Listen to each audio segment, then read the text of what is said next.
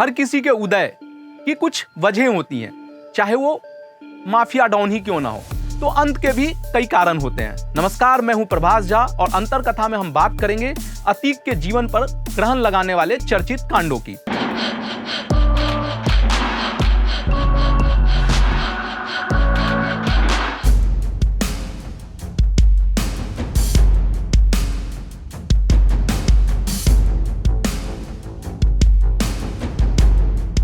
शनिवार की रात अतीक और उसके भाई अशरफ के लिए काल बनकर आई। 3 सरफिरे अपराधियों ने पुलिस की सुरक्षा और मीडिया की मौजूदगी में दोनों को मौत के घाट उतार दिया। जाहिर है पुलिस की चूक थी। इसके कारणों पर विशेषज्ञ और जांच कमेटी की रिपोर्ट और रोशनी डालेगी और भविष्य में हम भी इस पर चर्चा करेंगे। आज बात करते हैं कि अतीक के अंत की शुरुआत किन प्रकरणों से हुई। शुरू करते हैं अतीक के उद्भव से। अतीक पहली बार 1989 में इलाहाबाद पश्चिम से निर्दलीय विधायक बना और उसके बाद फिर 1991 और 1993 में भी विधायक बना। इस तरह वह कुल 3 बार निर्दलीय विधायक बना, लेकिन इस दौरान समाजवादी पार्टी से उसकी नजदीकियां बढ़ने लगीं। उसके कुछ ही साल बाद 2 साल बाद 1995 में बहुचर्चित गेस्ट हाउस कांड हुआ। इसमें भी अतीक का नाम आया। गेस्ट हाउस कांड ने मायावती को अतीक का जाति दुश्मन बना दिया और यह किसी से छिपा नहीं है कि इसके बाद मायावती ने अतीक के लिए भविष्य में कितनी मुश्किलें खड़ी की। पर अतीक को उस समय इसका अंदाजा नहीं रहा होगा कि उसकी इसे भविष्य में क्या कीमत चुकानी पड़ सकती है। बहरहाल उस दौर में वह मुलायम सिंह की नजदीकियों की वजह से खुश था और इनाम में उसे 1996 में सपा का टिकट भी मिला। चौथी बार विधायक बनने के बाद अतीक अब संसद में बैठने का सपना देखने लगा। साल 1999 में अपना दल के टिकट पर प्रतापगढ़ से लोकसभा का चुनाव भी लड़ा, लेकिन मुंह की खानी पड़ी। इसके बाद 2002 में अतीक अपनी पुरानी इलाहाबाद पश्चिम की विधानसभा सीट से 5वीं बार विधायक बना, पर वह संसद जाने के लिए बेचैन था। 2004 के लोकसभा चुनाव में अतीक अहमद ने सपा के टिकट पर फूलपुर सीट से चुनाव लड़ा और जीत भी गया। इससे इलाहाबाद पश्चिम की विधानसभा सीट खाली हो गई, जिससे वह अपने छोटे भाई अशरफ को चुनाव लड़ाने की तैयारी करने लगा। अशरफ के खिलाफ बसपा ने राजू पाल को टिकट दे दिया और वह 4000 वोटों से जीत भी गया। ये हार अतीक को बर्दाश्त नहीं हुई और इसके बाद राजू पाल पर हमले होने लगे। 2 बार के हमलों में राजू पाल बच गए, लेकिन तीसरी बार जब 25 जनवरी 2005 को उनके सीने में 19 गोलियां उतार दी गईं, तो वो मौके पर ही उन्होंने दम तोड़ दिया। इसमें भी अतीक का नाम आया और ये उसकी जिंदगी का दूसरा कांड था जिसके उसे भविष्य में भारी कीमत चुकानी पड़ी।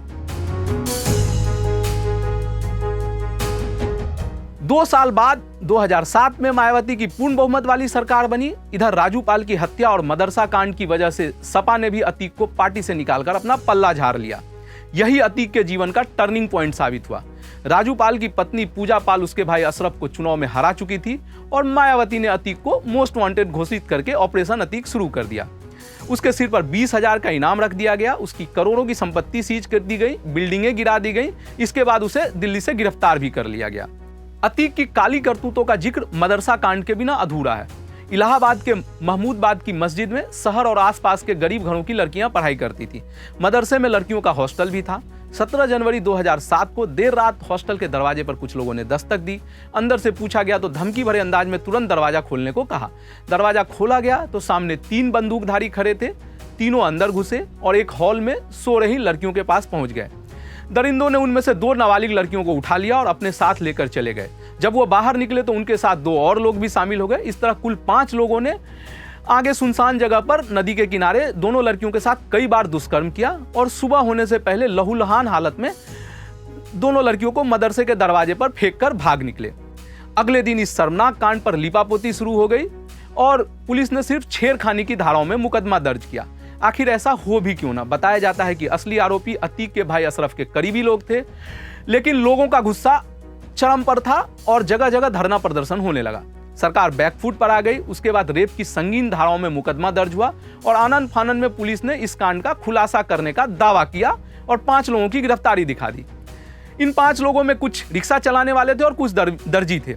पुलिस के खुलासे पर हर तरफ सवाल उठने लगे। हालांकि बाद में सभी छूट गए। इन 5 लोगों ने बाहर आकर बताया कि पुलिस ने दबाव डालकर उनसे कांड में शामिल होने का बयान लिया था। अतीत के अंत में मदरसा कांड की बड़ी अहम भूमिका रही। पुलिस सूत्रों ने बताया था कि असली आरोपियों को बचाने के लिए अशरफ ने अपने रसूख का इस्तेमाल किया था। शहर का यह एक ऐसा कांड था जिसके बाद अतीक या उसके परिवार के किसी शख्स ने चुनाव में कोई सफलता हासिल नहीं की। 2007 के विधानसभा चुनाव में राजू पाल की विधवा पूजा पाल ने अशरफ को और 2012 के चुनाव में फिर पूजा पाल ने अतीक को भी चुनाव हराया।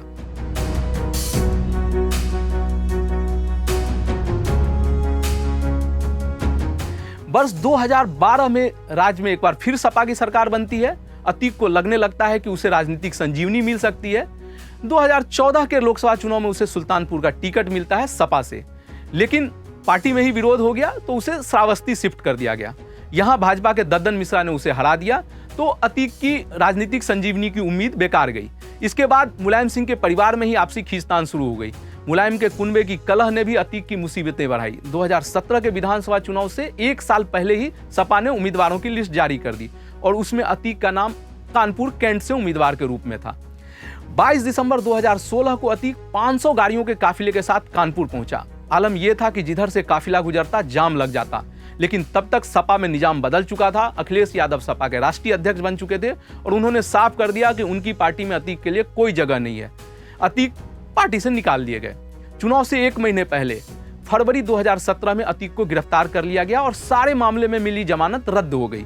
तब से अतीक मरने के समय तक यानी शनिवार रात तक जेल में ही रहे। अतीक के ताबूत में आखिरी कील योगी सरकार के रूप में आई। एक तरफ मौजूदा सरकार अतीक पर शिकंजा कसती जा रही थी, दूसरी तरफ इस साल 24 फरवरी को राजू पाल हत्याकांड के गवाह रहे उमेश पाल की इलाहाबाद में हत्या हो गई।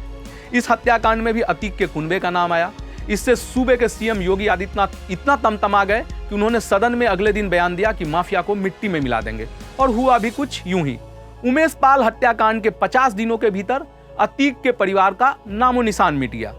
अंतर कथा के इस एपिसोड में हमने यह बताने की कोशिश की कि किन कारणों से अतीक अहमद का पराभव हुआ। अंतर कथा के अगले एपिसोड में हम नए मुद्दे की पड़ताल करेंगे। तब तक आप देखते रहिए लाइव हिंदुस्तान का यूट्यूब चैनल।